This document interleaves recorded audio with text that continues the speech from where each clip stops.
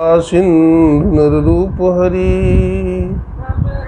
महामोहतम पुंज जासु बचन रवि कर निकल।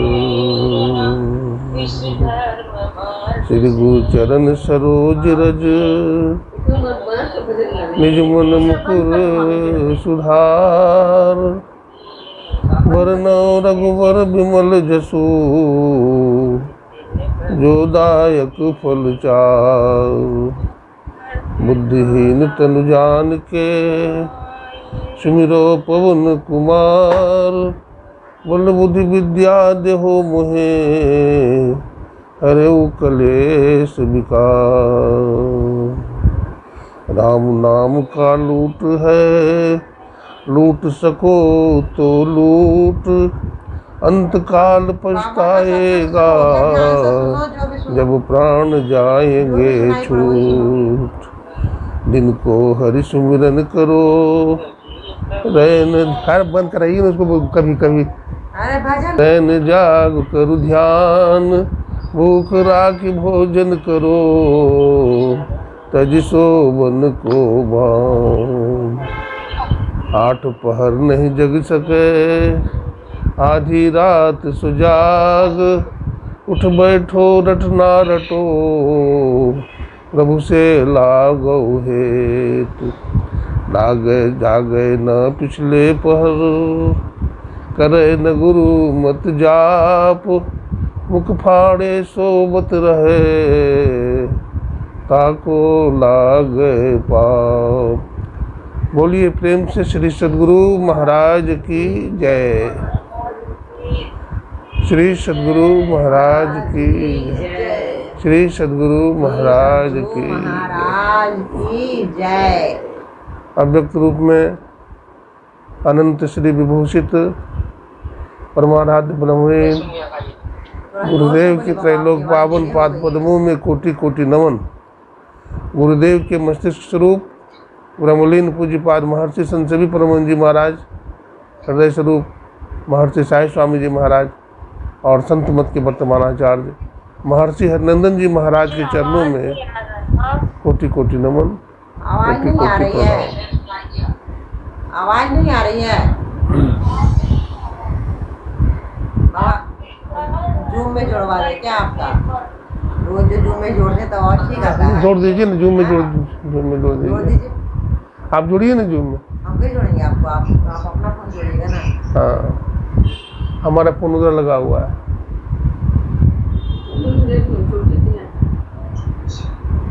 है धर्मन इधर आओ ना जी। क्या तुम इधर उधर करता है? इधर देखो।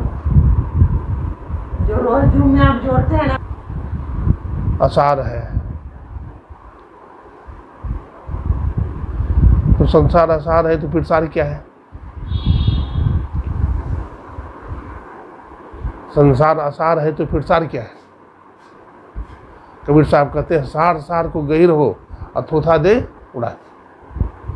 सार को ग्रहण करो और असार को छोड़ दो। कैसे छोड़ दो? जैसे हंस को दूध और पानी मिला के दे दीजिए तो हंस क्या करता है? दूध पी जाएगा और पानी छोड़ देता है। यही हुआ सार सार को गहीर हो थोथा दे उड़ा।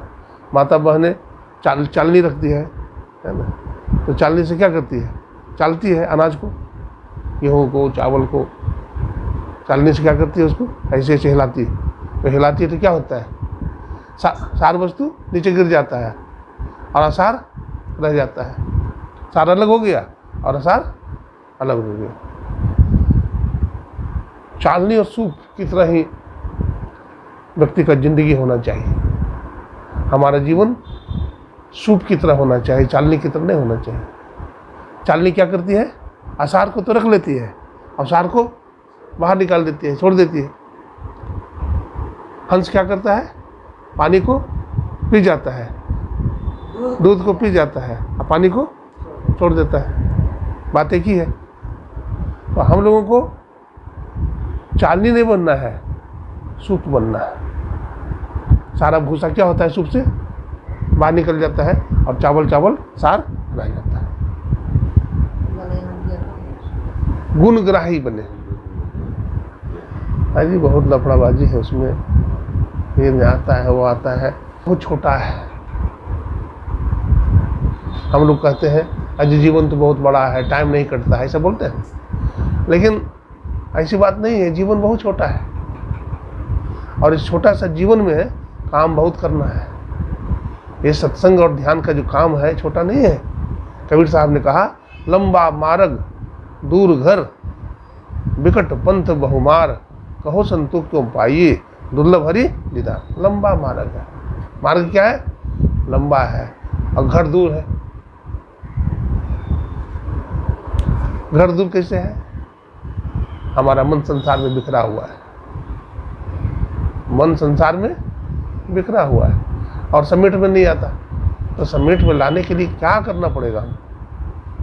समेट में लाने के लिए बहुत सारा काम करना पड़ेगा। जैसे खीर बनाना हो, मान लीजिए खीर बनाना हो, और खीर बनाना हो तो सबसे पहले चूल्हा चाहिए आपको, फिर चीनी चाहिए, फिर चावल चाहिए, है ना।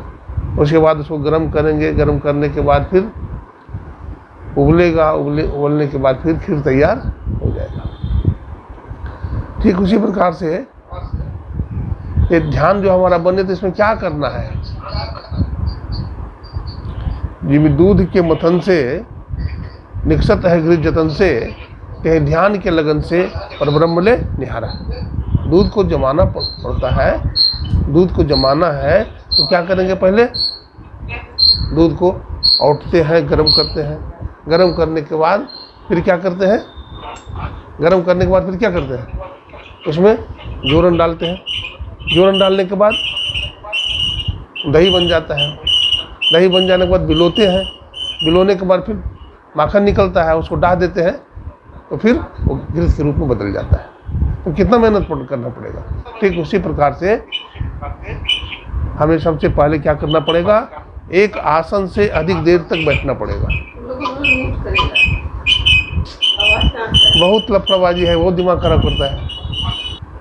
हाँ, तो सुन रहे थे कि सबसे पहले क्या करना पड़ेगा? हमारा मन जो बिखरा हुआ है, इस बिखरे हुए मन को क्या करना पड़ेगा? सबसे पहले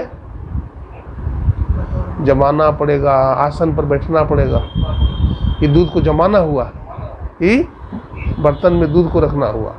अपने आसन को लगाया, आसन लगा करके शरीर, गर्दन, मस्तक को सीधा करके, है ना, दोनों हाथ को गोद में रख करके इसको फिर बैठना चाहिए। उसके बाद सबसे पहले क्या करना चाहिए? सदगुरु के द्वारा जो प्रदत्त मंत्र है, उस प्रदत्त मंत्र का क्या करना चाहिए? बार बार उच्चारण करना चाहिए। तो बार बार उच्चारण जब करेंगे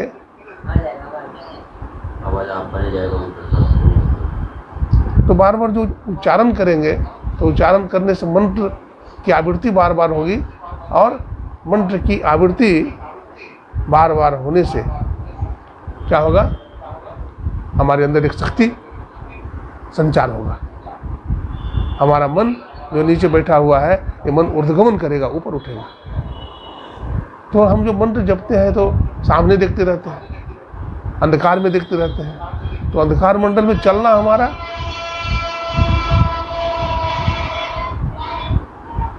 प्रारंभ हो जाता है। क्या देखते हैं? सबसे पहले मंत्र जपते हैं तो उस समय क्या देखते हैं?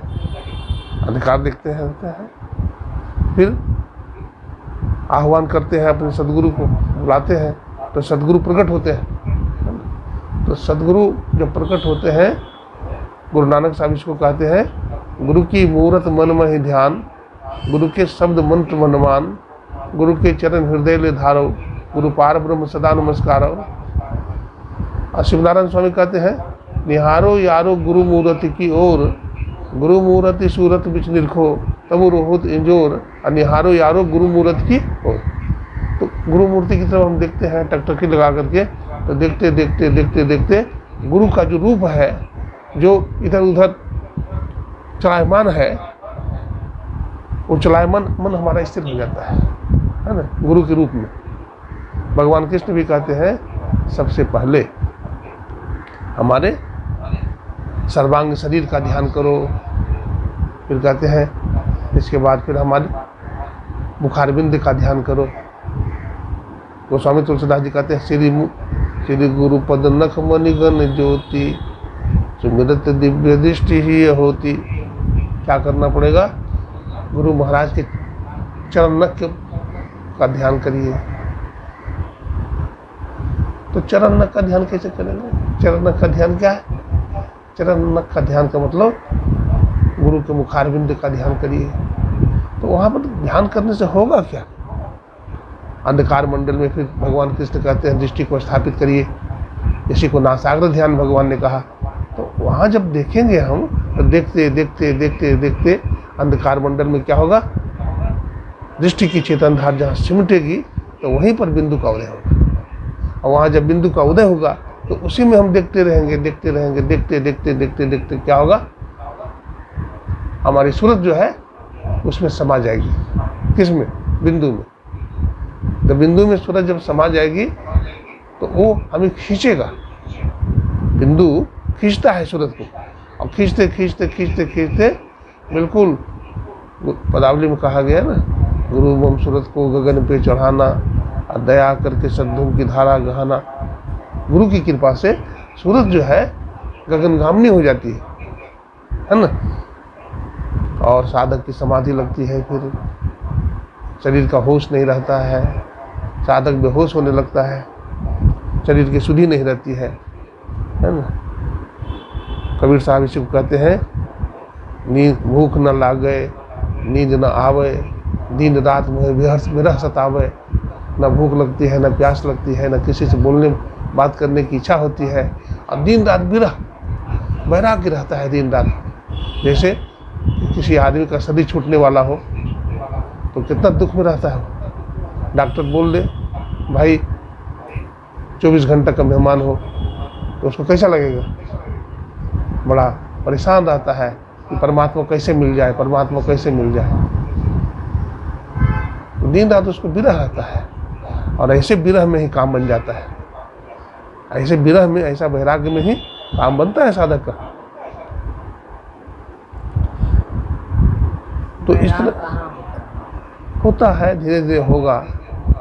एक आदमी साधक ने पूछा कि बाबा वैराग्य क्यों नहीं होता है? तो वैराग्य की बात थोड़े होता है, वैराग्य होने में समय लगता है। हाँ, वैराग्य नहीं होता है। वैराग्य क्यों नहीं होता है? अगर पूछे तो एक उदाहरण से समझिए। अभी देखिए गर्मी का दिन है ना, अभी जुलाई का महीना है, जून जुलाई में तो गर्मी रहती है, गर्मी का मौसम है, बरसात भी होती है, लेकिन जून में तो बहुत गर्मी है। जून महीना में इतनी गर्मी होती है कि धरती में दरार फट जाता है। नहीं तो वर्षा तो होती है शुरू में, तो वर्षा का पानी कहाँ जाता है? दरार में जाता है। वर्षा का पानी दरार में जाता है। कोई आदमी कहे कि वर्षा तो हुई नहीं, तो झूठ बोलता है। बारिश तो हुई, लेकिन सब पानी दरार में चला गया। और दरार जब भर गया तो पानी फिर संग्रह होने लगता है, जमा होने लगता है। ठीक उसी प्रकार से हम जो भजन करते हैं, सत्संग करते हैं, तो पहले का भी किया हुआ बहुत सारा पुण्य पाप है।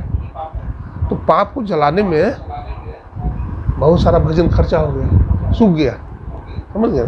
तो पता नहीं लगता है कि इतना ध्यान करते हैं, इतना सुमिरन करते हैं, इतना सत्संग करते हैं, और हमारे जीवन में वैराग्य अभी तक नहीं हुआ।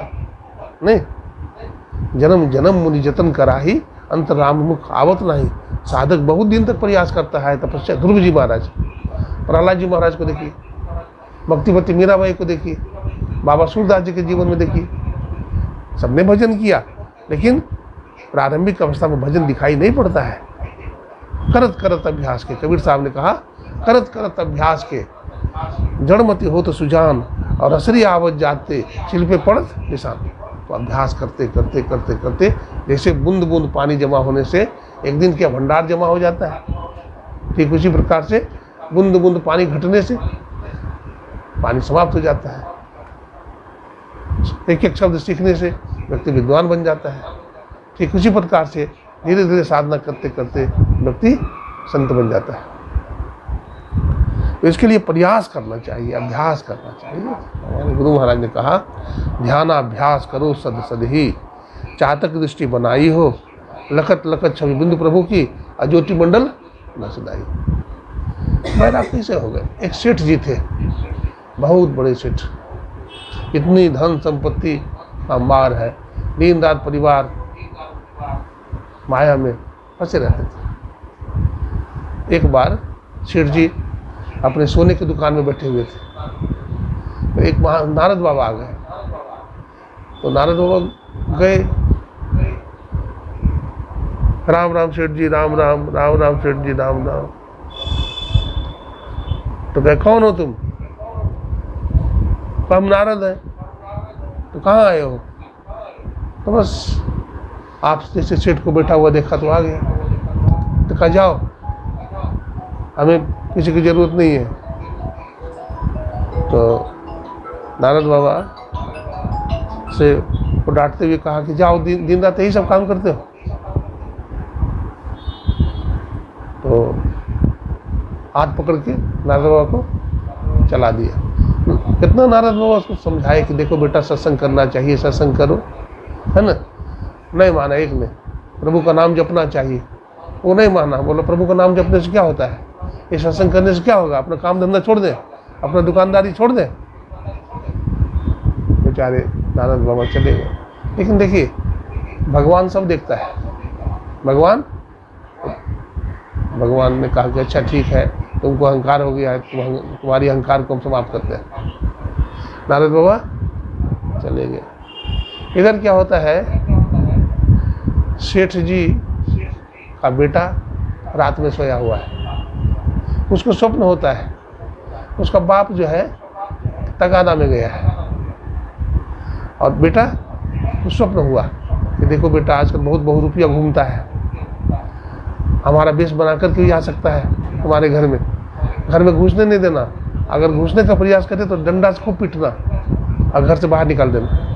बोला ठीक है पिताजी। ये तो स्वप्न हुआ। इधर पिताजी चला गया तगादा में। तगादा समझते हैं? हाँ, तगादा में चला गया। अब आ गए उसके पिताजी, तगादा से आ गए। तो कहे बुढ़ा तो कौन है? बोला बेटा दिमाग खराब हो गया है, हम तुम्हारे पिताजी हैं। बोला नहीं, तो पिताजी हमारा नहीं है, तो बहुरूपिया है। बार बार पिताजी घर में घुसना चाहे, वो लाठी लेकर के मारना शुरू कर दिया, पूरा सिर पार फोड़ दिया, खून की धारा निकलने लगी। वो बेचारा, उसको वैराग्य हो गया। देखिए कहते हैं वैराग कब होगा, उसको वैराग हो गया। अरे जिस बेटा को हम इतना पाला पोसा, पढ़ाया लिखाया, अपना सब जायदाद संपत्ति इसको नाम कर दिया, दे दिया, और वो बेटा हमको इतना मारा, हमारा कोई कसूर भी नहीं है, कोई गलती भी नहीं है। अब उसको वैराग्य हो गया। जब देखिए, जब बहुत प्रेमी जो हमसे बहुत प्रेम करता है, वो आदमी फिर हमारे सामने दुश्मन के जैसा व्यवहार करने लगता है, दुश्मन से भी ज़्यादा गलत व्यवहार करता है, तो फिर हमारे मन में वैराग्य हो जाता है ना। हमारा मन में क्या होता है? वैराग्य हो जाता है। हमारा मन जो संसार की तरफ लगा हुआ था, हमारा मन परमार्थ की तरफ लग जाता है ना। इसको फिर वैराग्य कहते हैं।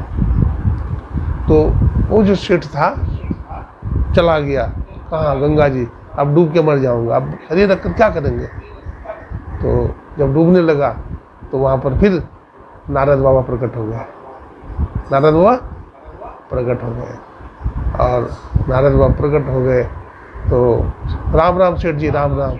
अब बोलता है बाबा राम राम, बाबा राम राम, बाबा राम राम। आप सही कहते थे बाबा, संसार में कोई तुम्हारा नहीं है, तुम्हारा अपना भजन है, भजन सत्संग करो। बोला हाँ बाबा आपने सही कहा, लेकिन उसने आपकी बात नहीं माने तो देखिए दुर्दशा है।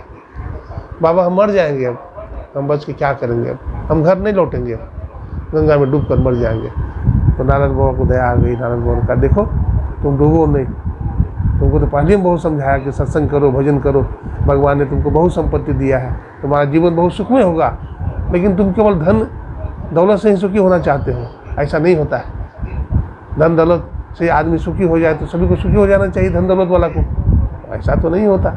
इसलिए तुम भजन करो, जाओ तुम्हारा बेटा तुमसे प्रेम करेगा। नारद बाबा ने आशीर्वाद दे दिया, वो घर चला गया। जैसे ही घर पहुंचा तो बेटा बहू ने सब प्रणाम किया और पिताजी को कुर्सी पर बैठाया, खिलाया पिलाया, फिर आदर सत्कार होने लगा, है ना। तो जो सत्संग भजन को पकड़ लेगा तो उसको फिर सब काम बनेगा। और सत्संग भजन को छोड़ देगा तो उसका कोई काम बनने वाला नहीं है। जा पर कृपा राम की होई, ता पर कृपा करे सब कोई। जिस पर राम की कृपा होती है उस पर सब लोग कृपा करते हैं, जिस पर राम की कृपा नहीं होती उस पर कोई कृपा नहीं करता है। इसलिए हम सत्संग को कस के पकड़े, ध्यान को कस के पकड़े, है ना। टाल मटोल नहीं करें, हम तो टाले मटोल करते रहते हैं। बैराग नहीं है फिर भी सत्संग सुनिए। मैं सुबह में सुना रहा था कि परमात्मा जब हमारे हृदय में, भक्त के हृदय में प्रवेश करते हैं तो कौन सा इंद्रियां से प्रवेश करते हैं बताइए तो? कैसे प्रवेश करते हैं बोलिए? ईश्वर अथवा गुरु जब भक्त के हृदय में प्रवेश करते हैं तो कौन सा इंद्रियां से प्रवेश करते हैं? नहीं, आँख से नहीं, कान से। कान से क्यों प्रवेश करते हैं? सत्संग सुनते हैं, भगवान की कथा सुनते हैं, तो सुनते सुनते सुनते सुनते क्या होता है, भगवान कान के माध्यम से हमारे हृदय में चले जाते हैं और हृदय में उनका आसन लग जाता है। अब भगवान का जब आसन हृदय में लग जाएगा तो हटने वाले हैं।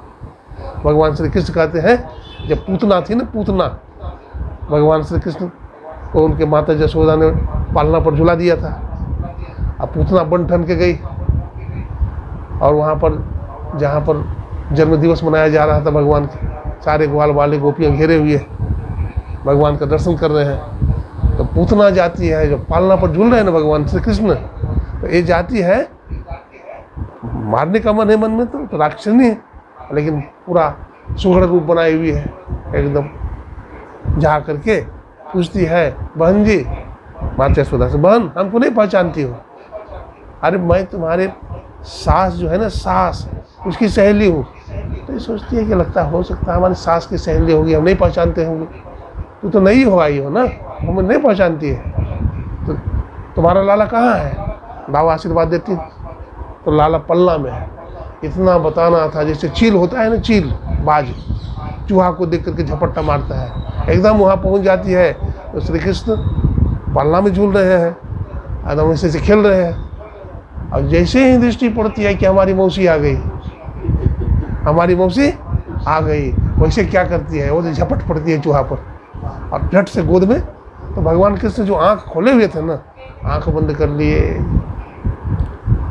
बहुत सारे कवि बोलते हैं कि भाई भगवान श्री कृष्ण पूतना को देखते हुए आंख क्यों बंद कर लिए? तो एक ने कहा भगवान ने आंख इसलिए बंद कर लिए हैं क्योंकि पूतना नारी है, और भगवान श्री कृष्ण पुरुष है, इसलिए भगवान ने नारी को देख करके आंख बंद कर ली। एक व्यक्ति ने कहा नहीं, ऐसी बात नहीं है। तो क्या बात है? तो कहा कि भगवान श्री कृष्ण की आंख में ज्योति है और पूतना अंधकार में है, अविद्या है, अज्ञान है।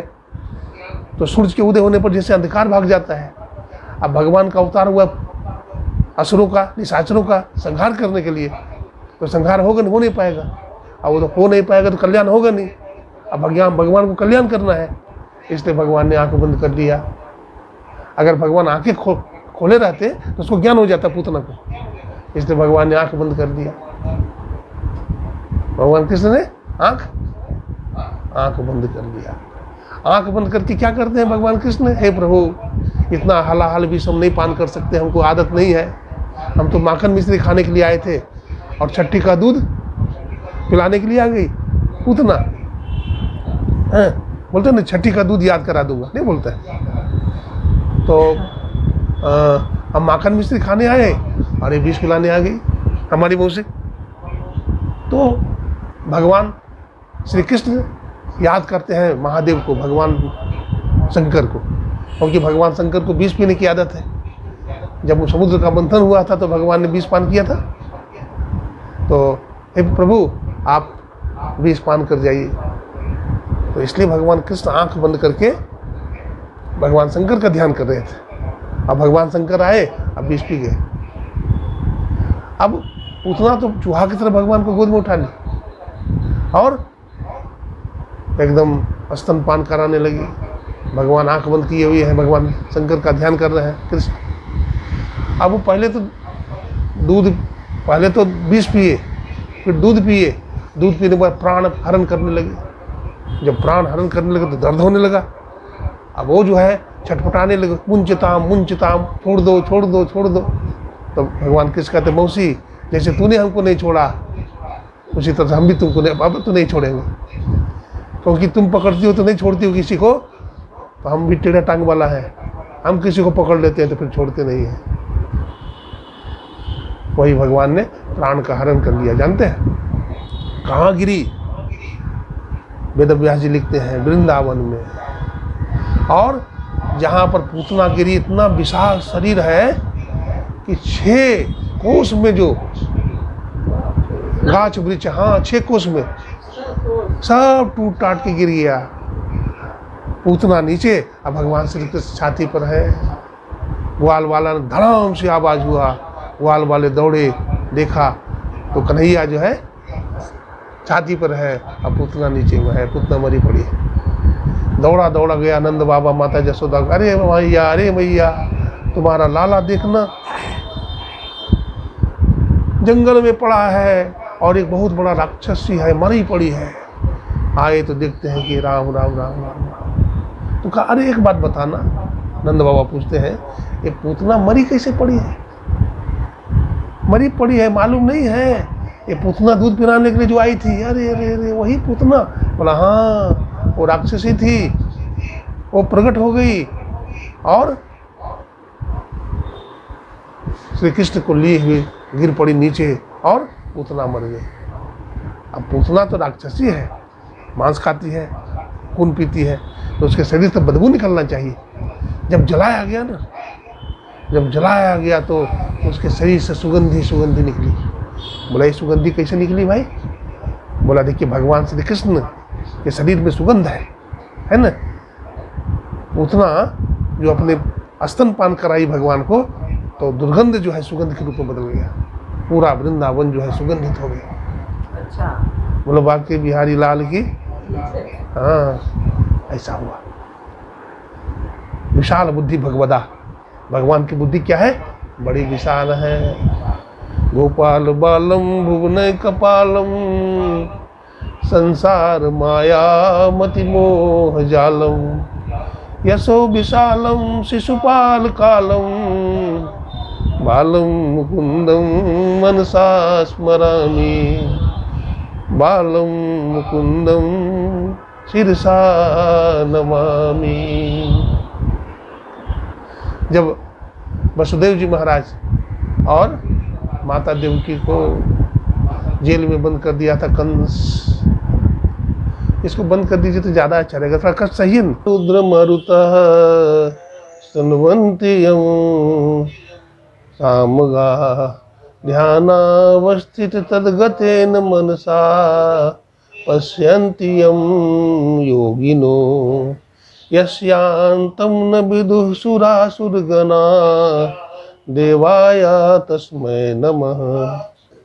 हे राम पुरुषोत्तम नरहरे नारायण केशव, हे गोविंद दयानिधे गुण निधे, सीतापते श्रीपते श्री वैकुंठाधिपते चराचरपते, लक्ष्मीपते पाहि मां।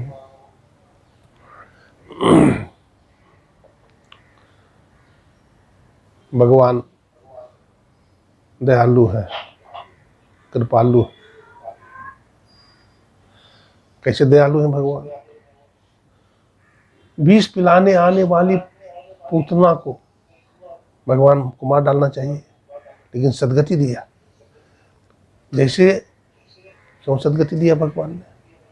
भगवान ने सोचा चलो जैसे भी हो, विष पिलाने ही आई हो, लेकिन दूध भी तो पान किया मैंने। तो माता जसोदा का जैसे दूध पान किया भगवान ने, अब माता जसोदा को अपना लोक दिया, ठीक उसी प्रकार से पूतना को भी वही गति दिया भगवान। भगवान जिसको जिसको भी मारे हैं, भगवान राम मारे हों चाहे श्री कृष्ण मारे हों, सबको सदगति दे दिया। भगवान श्री राम ने रावण को मारा, कुंभकर्ण को मारा, मारीच ताड़का को मारा, सबको सदगति दे दिया। भगवान श्री कृष्ण ने कंस को मारा, पुतना को मारा, बकासुर, अघासुर, धेनुकासुर, प्रलंबासुर, सबको मार करके भगवान ने भी उसको क्या किया? सदगति प्रदान की। लेकिन सदगुरु क्या दिया? सदगति ही नहीं दिया, वो भक्ति दान दे दिया। क्या दे दिया? भक्ति। और ये भक्ति का कबीर साहब कहते कभी नाश नहीं होता है। भक्ति दान गुरु दीजिए, देवन को देवा। हे गुरुदेव, हमको भक्ति दे दीजिए। भक्ति बीज बिन सै नहीं, जो जुग जाए अंत। ऊंच नीच घर जन्म ले, तब वो संत को संत। भक्ति रूपी बीज का नाश नहीं होता है। होता है नाश? कभी नाश नहीं होता है। अगर इस जन्म में भक्ति किए तो दूसरे जन्म में पुनः भक्ति प्रकट हो जाएगी। बड़ी सुंदर कथा आती है जड़ भरत जी महाराज। जड़ भरत जी महाराज राजा का बेटा था, और जड़ भरत पूरा बैरागी था, अवधूत था, घर में ही रहता था, लेकिन कोई काम धंधा नहीं, कोई मतलब नहीं, काम धंधा से मतलब नहीं। दिन रात आंख बंद करके बैठे रहना, समय पर भोजन करना और दिन रात भजन में लीन रहना। तो घर वाले मैंने सोचा ही तो कोई काम धंधा करता है नहीं, हमारे काम का कुछ नहीं है, ये घर से निकल जाए तो अच्छा है, लेकिन निकालेंगे तो अच्छा नहीं होगा, अपने आप निकल जाए तो ही अच्छा है। तो एक दिन की बात है, उसके बाप ने कहा, बेटा देखो खलिहान में बहुत सारा अनाज है, तो जरा सा देख रेख करना। जड़भरत जी चले गए और खलिहान में जाके बैठ गए ध्यान लगा करके। तो चिड़ियाँ आवे, जानवर आवे, कोई मतलब नहीं, खा रहा है तो। और क्या बोलते हैं, राम जी की चिड़ई, राम जी का खेत, और खा लो चिड़ई भर भर पेट। आँख खोले रहिए, नहीं तो नींद में चली जाती है। आँख खोले रहिए। हाँ, राम जी की चिड़ई, खा लो चिड़ई भर भर पेट। बाप ने देखा कहीं तो घर का आटा भी गीला कर देगा, इसको जोगने के लिए कहे तो और सबको बुला रहा है, जंगली जानवर को, चिड़ियों को बुला रहा है, झुंड के झुंड चिड़ियाँ सब गुड़ मट्टी कर देगा। चल भाग भाग, तू जा जहाँ जाना है। फिर भरत जी भाग गए वहाँ से। एक दिन बाप ने और कहा, बेटा अभी कुछ दिन और ठहरो, चला जाना, जाना तो तुम्हें है ही है। बोला जरा खेत में पटौनी करना है ना, गेहूं का पटौनी करना है, जरा दौंग बना दो। दौंग समझते हैं? क्यारी बनाता है ना पानी ले जाने के लिए। तो दौंग क्या बनाएगा, कुआं खोद दिया। बोला पागल, इसको दौंग बनाने के लिए गए तो कुआं खोद दिया। जा जा जा, तू किसी काम का नहीं है। जड़भरत जी महाराज प्रसन्न हो गए और जंगल में जाके खूब भजन करने लगे। देखिए, जो सही में सत्संग करता है, भजन करता है, उसको वैराग्य रहता है। हीरा के जैसे चार फाक होते हैं, उसी तरह से वो आदमी वैरागी रहता है। तो समझता है यहाँ हमारा अपना कुछ नहीं है, ये बेमतलब की यारी है। हाँ, यहाँ स्वार्थ का नाता है। स्वार्थ में जरा सा खंडन होने पर तुरंत घर से निकाल देता है। घर के कहे सवेरे काढ़ो, भूत हो घर कहीं है। हाँ, भूत बन गया। अभी तक तो बेटा था, अभी तक तो बेटी थी, अभी तक तो माँ बाप था, अब प्राण निकलते ही क्या हो गया, भूत बन गया। हाँ, पत्नी भी डरती है पति से, हाँ, माँ डरती है बेटा से, अब तो भूत हो गया। बेटा डरता है माँ से, तो भूतनी हो गई। घर के कहो सवेरे काढ़ो, उसको जल्दी ले चलो, और जल्दी जला देता है। कितना प्यारा बेटा हो, बहू हो, जल करता है, तुरंत जला देता है। घर के कहो सवेरे काढ़ो, अब भूत हो घर कहीं हो, भूत होकर घर खा जाएगा सब आदमी। ये है, इस शरीर का गंजन है, शरीर की दुर्गति है। इसलिए जब तक शरीर है तब तक सत्संग ध्यान भजन कर लीजिए और अपना काम बना लीजिए। कांटा से कांटा को निकालना है, समझते हैं? जैसे कांटा गड़ गया तो कांटा से निकाल लेते हैं या फिर दोनों को फेंक देते हैं। तो इसी तरह से मानव शरीर कांटा को निकालने के लिए दिया गया, भगवान ने दिया। ये कांटा क्या है? क्या कांटा है? यमराज कांटा ही तो है, मृत्यु कांटा ही तो है। तो इस कांटा को निकाल देना है।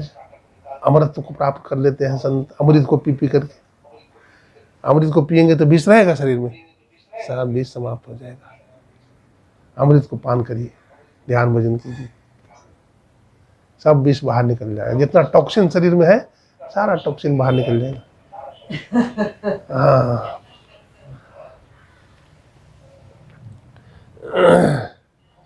गुरु महाराज कहते हैं,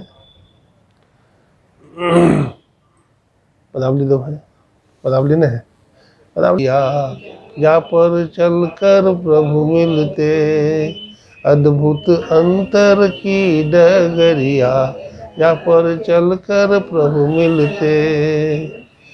दाता सतगुरु धन्य धन्य जो राह लखा देते, दाता सतगुरु धन्य धन्य जो राह लखा देते, अद्भुत अंतर की डगरिया, या पर चल कर प्रभु मिलते, अद्भुत अंतर की डगरिया, या पर चल कर प्रभु मिलते। प्रभु का जो रास्ता है जो कैसा है, अद्भुत है। तो अद्भुत क्यों कह दिया?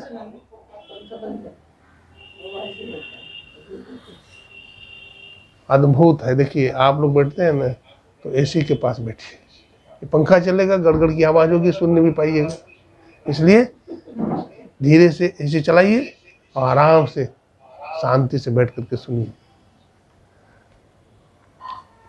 तो अद्भुत इसलिए कहा क्योंकि कोई भी चीज़ को देखते हैं आंख से, किसी भी चीज़ को आप देखते हैं तो आंखें से तो देखते हैं, लेकिन ईश्वर को देखना हो तो आंख से नहीं देखिएगा। इसलिए ध्यान करने के टाइम में आंख बंद कर लेते हैं। भगवान शंकर को देखिए, आंख बंद किए हुए हैं। भगवान विष्णु को देखिए क्षीर सागर में, आंख बंद किए हुए हैं। साधक सबको देखिए आंख बंद किए हुए हैं, क्योंकि ईश्वर जब भी मिलेंगे तो आंख बंद करके मिलेंगे, अपने अंदर में मिलेंगे, इसलिए आंख बंद कर लेते हैं। राम नाम का लूट है, चला दीजिए, गर्मी बर्दाश्त नहीं होती है। लूट सके को तो लूट, हाँ लूटने वाला इसको लूट लेता है, और नहीं तो प्राण जाएंगे छूट, शरीर छूट जाएगा। अरे अभी भजन क्या करेंगे महाराज, अभी तो बच्चा है, अभी तो जवान है ना। भजन बुढ़ापा में करेंगे, अब बुढ़ापा में भजन होगा नहीं, बुढ़ापा में शरीर काम नहीं करेगा। लक्ष्मीपति जी महाराज कहते हैं, वृद्ध भय तन कापन लागे, कप पित बात भरी, वृद्ध भय तन कापन लागे, कप पित बात भरी, लक्ष्मीपति पछतात सेज पर अब हम क्या करी। लक्ष्मीपति पछताते हैं, भाई अब हम क्या करें, अब तो शरीर चलता नहीं। इसलिए जो ज़्यादा वृद्ध हो जाते हैं, बहुत तरह की बीमारी लग जाती है, वो शरीर में रहना नहीं चाहते। फिर हे प्रभु हमको ले चलो, अब रह के क्या करेंगे, अब भजन तो होता नहीं है, अब दुख गंजन है, इसलिए अब हमको ले चलो। वैराग्य हो जाता है शरीर से भी।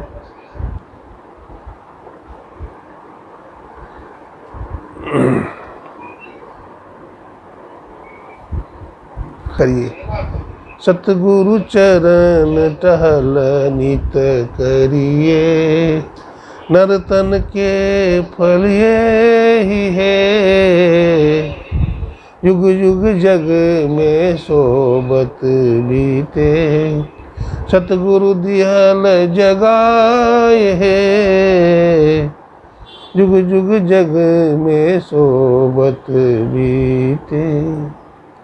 आंधरी आँख सूझत नहीं रहे, थे पड़े अंध अचेत है, करी कृपा गुरु भेद बताए, दृष्टि खुली मिटल अचेत है, भापर कास मिटल अंधियारी, सुख भइल बहुते रहे, गुरु कृपा की कीमत नाही, मिटत 84 फेर है, धन धन धन्य बाबा देवी साहब, सतगुरु बंदी छोड़ी है, धन धन धन बाबा देवी साहब, सतगुरु बंदी छोड़ है,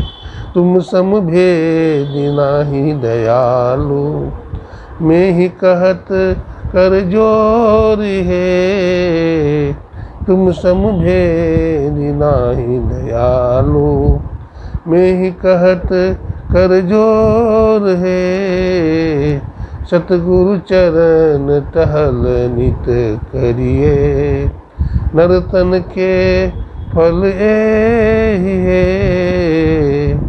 बोलिए प्रेम से श्री सद्गुरु सद्गुरु की सेवा करिए। आ रहे बाबा, आ रहे। चरण टहल करिए मतलब चरणों की सेवा करें। तो चरणों की सेवा करें मतलब क्या है? आज्ञा में रहे, आज्ञा सबने सुसाहिब सेवा, उनकी आज्ञा में बरते। गुरु महाराज क्या बोले हैं? त्रैकाल संध्या करो, तो त्रैकाल संध्या करिए, ब्रह्ममुहूर्त में बैठिए, अपराह्न काल में बैठिए और सायंकाल में बैठिए। यही सदगुरु की चरण टहल है। ऐसा नहीं चरण ही दबाते रहिए, चरण भी दबावेंगे, मान लीजिए जब हम गुरु महाराज के पास में रहेंगे तो चरण भी दबा सकते हैं, लेकिन अगर पास में नहीं है तो चरण कहीं क्या दबावेंगे? वो जो बोले हैं सो कीजिए, ध्यान सत्संग कीजिए, स्तुति करिए। आंधरी आंख सुजन रहे, आंख में नूर तो है नहीं, आंख में नूर नहीं है तो सदगुरु कैसे दिखाई पड़ेंगे? पूर्व जन्म का संस्कार नहीं है, ध्यान नहीं करते हैं, तो सोचते हैं सदगुरु महाराज दर्शन दे दें। सदगुरु दर्शन नहीं देंगे। खरी कृपा गुरु भेद बताए। गुरु तो कृपा करके आपको दीक्षा दे दिए, लेकिन कृपा को हमने लात मार दिए। हम बैठते ही नहीं हैं, उनके आदेश को ग्रहण करते नहीं हैं, व्यभिचार चोरी नशा हिंसा झूठ में फंसे हुए हैं। इसको हटाइए दिल से इन्हें अलगा हो। हटाते हटाते हटाते हटाते गुरु बैठ जाएंगे। और गुरु जब बैठ जाएंगे तो फिर हटेंगे नहीं, ये भी बात है। गुरु जब बैठ जाएंगे तो फिर वो हटेंगे नहीं। अंदर में प्रकाश हो जाएगा, भाव प्रकाश। अब प्रकाश होने से फिर क्या होगा? मिटल अंधियारी, जो अंधकार है समाप्त हो जाएगा। और उसके बाद फिर क्या होगा? सुख भयन बहुतेर हो, बहुत आनंद मिलेगा, बहुत सुख मिलेगा। गुरु की कृपा की कीमत नहीं, तब आप समझिएगा कि गुरु क्या चीज़ है, गुरु की बड़ी महिमा है। तब गुरु की महिमा आपको समझ में आए। कबीर साहब कहते हैं, सदगुरु की महिमा अनंत, अनंत किया उपकार, लोचन अनंत उघारिया, अनंत दिखाव निहार। धन धन धन बाबा देवी साहब, सदगुरु बंदी छोड़ है। महर्षि भाई परम जी का बाबा देवी साहब धन्य है। क्यों? बंदी छोड़ है। बंदी छोड़ समझते हैं जी? बंदी है, हम बंदी जुग जुग से जलते, चाहो सहारा। 2 मिनट के लिए आई थी, मेरी बेटी को बुखार है। कौन आए थे? 2 मिनट। अब बैठो ना, तुम जाए तो बात खुदा से होती है। ये भी दवाई है। धन्य बाबा देवी साहब, सदगुरु बंदी छोड़ है। तो सदगुरु क्या है? बंदी को छुड़ाने वाले हैं। हम सब कैदी हैं। बंदी बने कैदी, इसलिए संत जो है बंदी छोड़ है, यानी बद्ध जीव को छुड़ाने वाले हैं। तुम सम भेदी ना ही दयालु। हे गुरुदेव, आपके समान दुनिया में कोई दयालु नहीं है। गुरु महाराज ऐसा कहते हैं। मैं ही कहत कर जोर रे, हाथ जोड़ करके कहते हैं कि आपके समान है सदगुरु, कोई दयालु नहीं है। इसलिए साधन भजन, गुरु की कितनी दया है। गुरु महाराज के एक संस्मरण सुनाते हैं। बोलिए प्रेम से श्री सदगुरु महाराज की। हाँ, गुरु महाराज का संस्मरण सुना रहे हैं।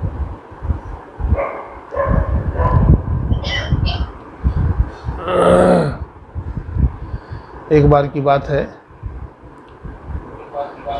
गुरु महाराज कुप्पा घाट में जब थे तब की बात है। वृद्ध हो गए थे गुरु महाराज, और रामानंद बाबू एक थे प्रधानाचार्य, बड़े विद्वान आदमी थे, अच्छे सत्संगी थे। उनका दिमाग खराब हो गया था। तो काके में भर्ती किए रांची में, वहाँ ठीक नहीं हुई, डॉक्टर ने रेफर कर दिया। तो ले गए फिर वहाँ से क्या बोलते हैं भेलोर, वहाँ भी ठीक नहीं हुए। बोला ठीक नहीं होगा, ये महापागल है, इसको घर में रखो। घर ले आए तो उनकी धर्मपत्नी, उनका बेटा ने सोचा कि क्या करें, घर में ले जाएंगे, घर में तो रखना ही पड़ेगा, लेकिन चलो गुरु महाराज का दर्शन एक बार करा देते हैं। ले गया कुप्पाघाट। गुरु महाराज का शाम का समय था, व्हील चेयर से गुरु महाराज तो स्वामी रामलगन बाबा घुमा रहे थे, महर्षि संसेवी जी महाराज और बाबा लोग भी पीछे पीछे टहल रहे थे।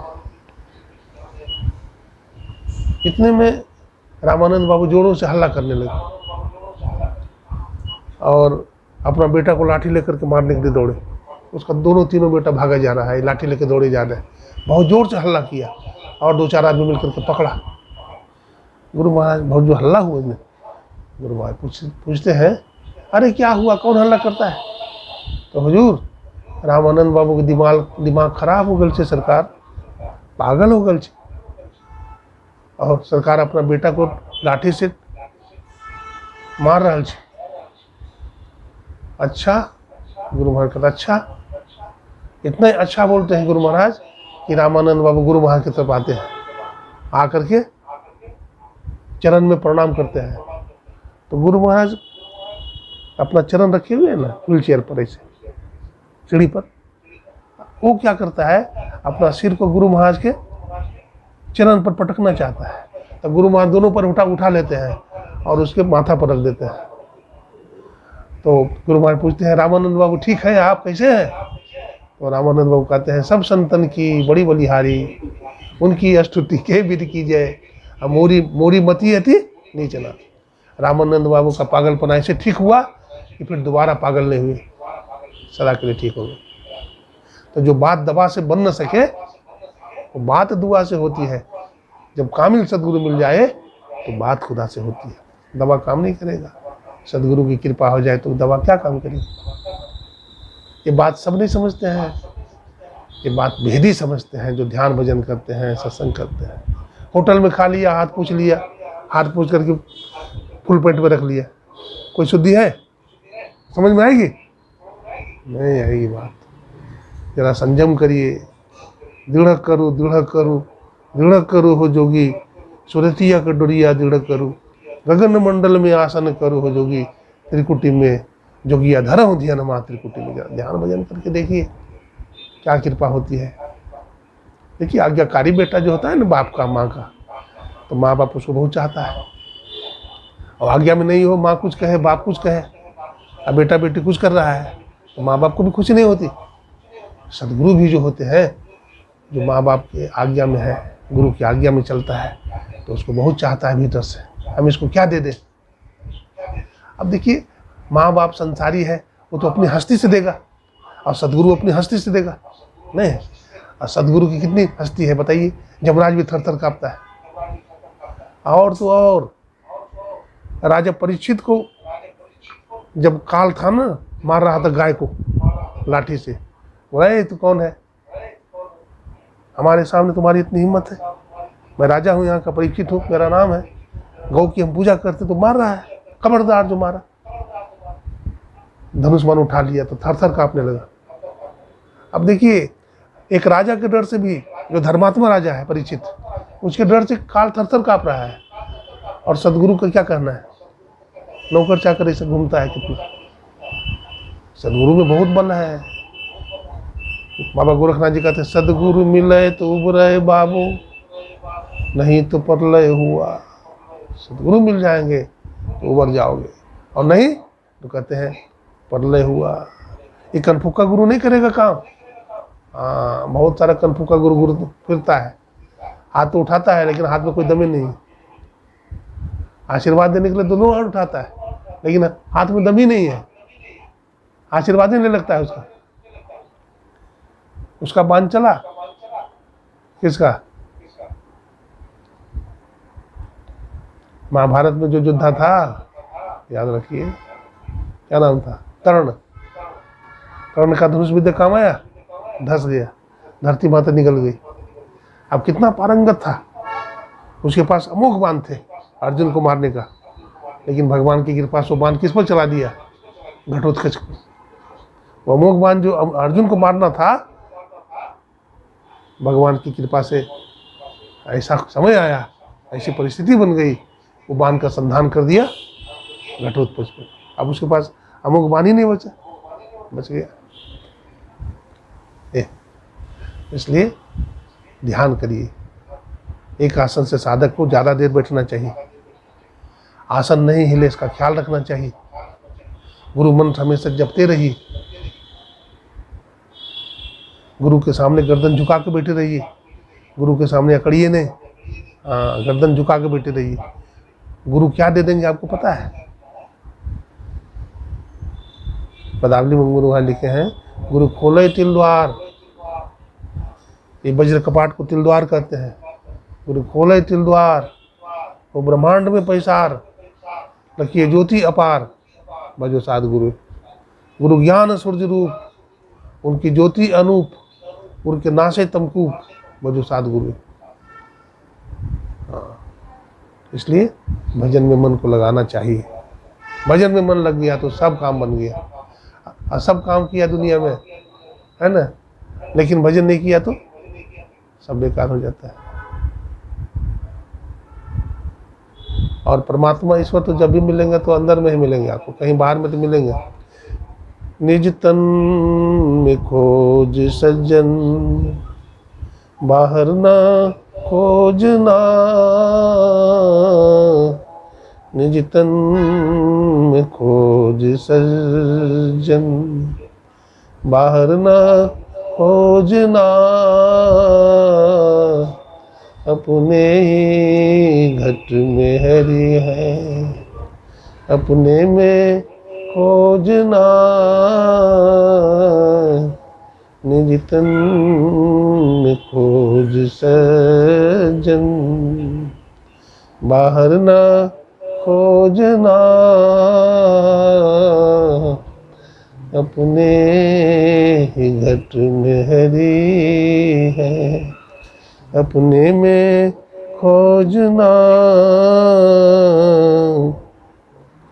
दो नैन नजर जोड़ के, एक नोक बना के। दो नैन नजर जोड़ के, एक नोक बना के। अंतर में देख सुन सुन, अंतर में खोजना। अंतर में देख सुन सुन, अंतर में खोजना। निज तन में खोज सज्जन, बाहर न खोजना। अपने ही घट में हरि है, अपने में खोजना। तिल द्वार तक के सीधे, सूरत को खैचिला। तिल द्वार तक के सीधे, सूरत को खैचिला। अनहद धुनों को सुन सुन, अनहद धुनों को सुन सुन। चढ़ चढ़ के खोजना, निज तन में खोज सज्जन। निज तन में खोज सज्जन, बाहर न खोजना। अपने ही घट में हरि है, अपने में खोजना। निज तन में खोज सजन। अंदर में जब प्रकाश होता है साधक को उजियारा हो जाता है, अंदर में भीतर का आनंद मिलने लगता है, बाहर का दुख कपूर हो जाता है। अनहद शब्द को सुनता है। गुरुदेव लिखते हैं, अनहद धुनों को सुन सुन, अनहद धुनों को सुन सुन, चढ़ चढ़ के खोजना, निज तन में खोज सज्जन, निज तन में खोज सज्जन, बाहर न खोजना, निज तन में खोज सज्जन। बजती है 5 नौबते, सुनी एक एक को, प्रत्येक पे चढ़ जाई के, निज नाह खोजना, निज तन में खोज सज्जन, बाहर न खोजना,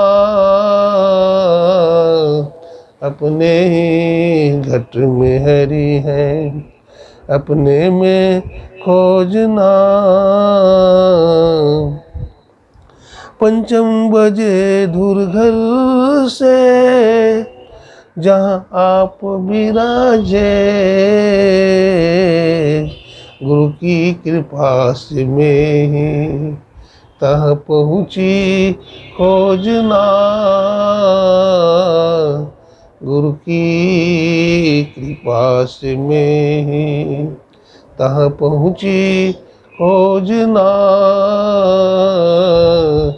निज तन में खोज सज्जन, बाहर न खोजना, अपने ही घट में हरि है, अपने में खोजना, निज तन में खोज सज्जन। बोलिए प्रेम से श्री सद्गुरु महाराज की। अब आरती करें।